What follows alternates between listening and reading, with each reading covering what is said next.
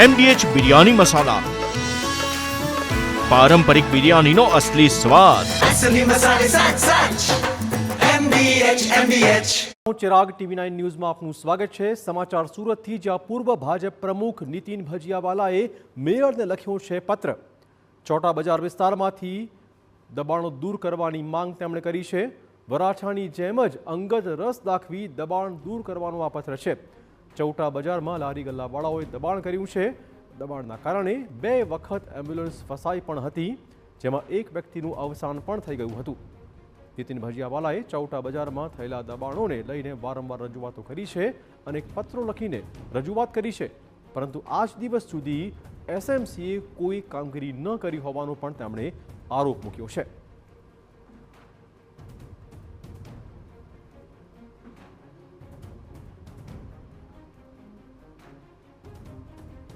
તો ચૌટા બજાર વિસ્તાર સુરતનો, જ્યાં અનેક દબાણો અનેક વખત મુશ્કેલી સર્જી રહ્યા છે, અને આ જ બાબતે નીતિન ભજીયાવાલાએ પત્ર લખ્યું છે મેયરને. તેમણે ઉલ્લેખ કર્યો કે 2 વખત આખરે એમ્બ્યુલન્સ ફસાઈ હતી, જેમાં એકનું અવસાન પણ થયું હતું. સુરત શહેરના રોડ રસ્તા ઉપર જે દબાણો છે તેને લઈને છેલ્લા કેટલાક દિવસથી જે વિવાદ ચાલી રહ્યો છે, અને વરાછાના ધારાસભ્ય કુમારભાઈએ જે પત્ર લખ્યો અને ત્યારબાદ મહાનગરપાલિકા અને પોલીસ દ્વારા અલગ અલગ વિસ્તારોની અંદર જે દબાણ છે તે દૂર કર્યું છે. અને તે અંતર્ગત સુરત શહેર ભાજપના પૂર્વ પ્રમુખ જે છે નીતિનભાઈ, તેમને પણ જે રીતે મેયરને એક પત્ર લખી અને ચોટા બજારની અંદર દબાણ દૂર કરવા માટેનો જે પત્ર લખ્યો છે, તો આપણી સાથે પૂર્વ શહેર પ્રમુખ છે નીતિનભાઈ, તેમની સાથે વાત કરીશું. નીતિન કાકા, આપના દ્વારા પત્ર લખ્યો છે અને ઉલ્લેખ કરવામાં આવ્યો છે કે વરાછાના સાફ સફાઈ, તો અહીંયા કેમ નહીં? બિલકુલ, સુરત આખા જે સુરતનો જે કોઈ વિકાસ થયો છે એમાં અમારી પાર્ટી પણ આવી જાય. આ બધું જ વોલ સિટીના આધારે ને વોલ સિટીના ખભા પર આ બધો વિકાસ છે. તે વોલ સિટીને આપણે ભૂલી જઈએ એ બહુ યોગ્ય નથી. હું પણ આ વિસ્તારનો નગરસેવક રહી ચૂક્યો છું. આ જ વિસ્તારના લોકોએ અમને કોઈક દિવસ મત આપેલા હતા અને હજી આપતા રહે છે. એટલે જેટલા લોકો, હું તો કહું છું કે કોઈ પણ રાજકારણી એ વોલ સિટીને ભૂલવું નહીં જોઈએ. દુઃખ એ વાતનું છે કે સ્વભાવગત જે વસ્તુ છે કે ભાઈ મૂળ સુરતીઓ એ બહુ આક્રમક નથી થઈ શકતા કોઈ બાબતમાં, જ્યારે વરાછાના લોકો, વરાછાના ધારાસભ્યો એ આક્રમક છે બિલકુલ. એટલે તંત્ર દોડતું થયું છે કે જો આમાં પગલાં નહીં ભરીએ તો કાલે ત્યાં આગળ આંદોલન શરૂ થાય. સુરત વોલ સિટીમાં કોઈ આંદોલન કરે એમ નથી. એટલે બહુ લાઇટલી તંત્ર દ્વારા વોલ સિટીને લેવામાં આવે છે. ધીમે ધીમે, અગાઉ પણ મેં પત્રમાં લખેલું છે કે સામૂહિક હિજરતની પરિસ્થિતિ એક દિવસ વોલ સિટીમાં આવશે, જે અમારે માટે શરમજનક કહેવાય. ખરેખર સૌ ચૂંટાયેલા સભ્યોએ બધાએ સામૂહિક રીતે વોલ સિટીને, જૂના સિટીને બચાવવાનો પ્રયત્ન કરવો જોઈએ.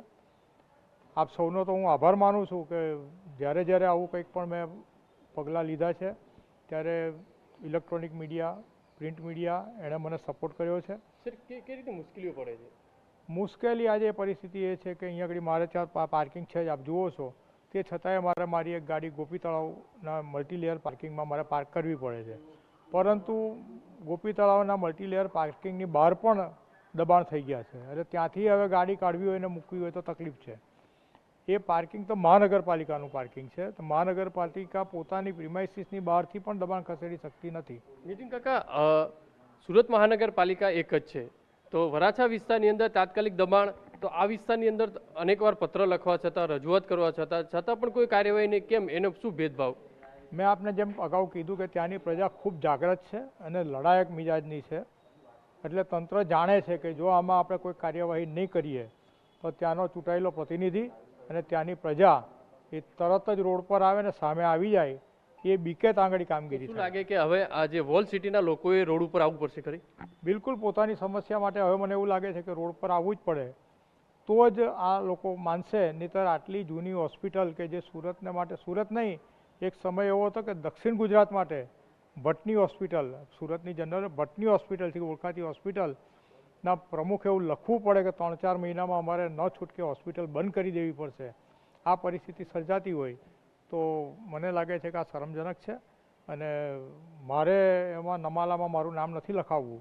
એટલે હું કાયમ આ રજૂઆત કરતો રહું છું. નીતિનભાઈ ભજીયાવાળા જે રીતે પૂર્વ શહેર પ્રમુખ રહી ચૂક્યા છે અને એના વિસ્તારની અંદર નગરસેવક પણ રહી ચૂક્યા છે અને તે પોતે મેયરને જે પત્ર લખી અને રજૂઆત કરી છે કે વરાછાની અંદર જો દબાણ દૂર થતું હોય તો ચોટા બજારની અંદર દબાણ કેમ નહીં, કારણ કે અહીંયા તો એક મોટી હોસ્પિટલ પણ આવેલી છે.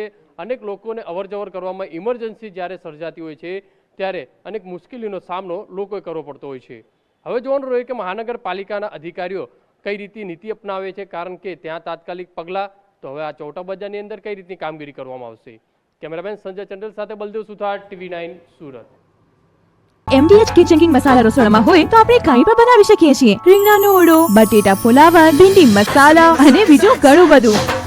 MDH